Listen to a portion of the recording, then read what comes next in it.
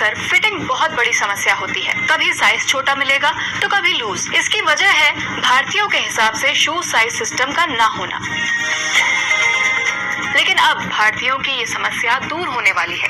UK, US और European शू size system की जगह अब भारतीय मॉडल आने वाला है। लेकिन इससे क्या बदलेगा, जानेंगे स्पॉटलाइट में। भारत में अलग अलग राज्यों के 79 लोकेशंस में एक सर्वे किया गया। इसमें 1 लाख से ज्यादा लोगों के पैरों की advanced 3D foot scanning technology के जरिए स्टडी की गई। सर्वे में पाया गया कि औसतन 11 साल की उम्र तक फीमेल्स का पैर अपने हाईएस्ट साइज में पहुंच जाता है, जबकि भारतीय पुरुषों में ये साइज 15 से 16 साल में आता है। सर्वे में भारतीयों के पैरों और मौजूदा शू साइज सिस्टम में महत्वपूर्ण अंतर पाया गया। यूरोपियंस और अमेरिकन के मुकाबले भारतीयों के पैर ज्यादा चौड़े होते हैं, लेकिन फिर भी भारतीय यूएस, यूके, यूरोपियन शू साइज सिस्टम के मुताबिक बनने वाले नैरो फुटवियर पहनने के लिए मजबूर हैं।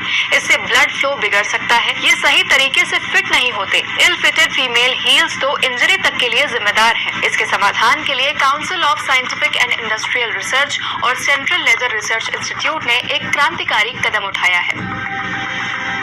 CSIR और CLRI ने स्वदेशी शू साइज सिस्टम भा बनाया है। ये शब्द भारत से लिया गया है, जिससे उसका ओरिजिन क्लियर हो जाए। अब सवाल आता है कि अब तक इंडियन फुटवियर सिस्टम पर विचार क्यों नहीं किया गया था। दरअसल आजादी से पहले अंग्रेजों ने भारत में यूके शू साइज सिस्टम इंट्रोड्यूस किया। इसके मुताबिक एक औसत भारतीय महिला 4 से 6 और पुरुष 5 से 11 साइज के जूते पहनता है। क्योंकि कभी Indian feet size, structure, dimension पर कोई डेटा मौजूद ही नहीं था, इसीलिए इंडियन शू सिस्टम बनाना मुश्किल था।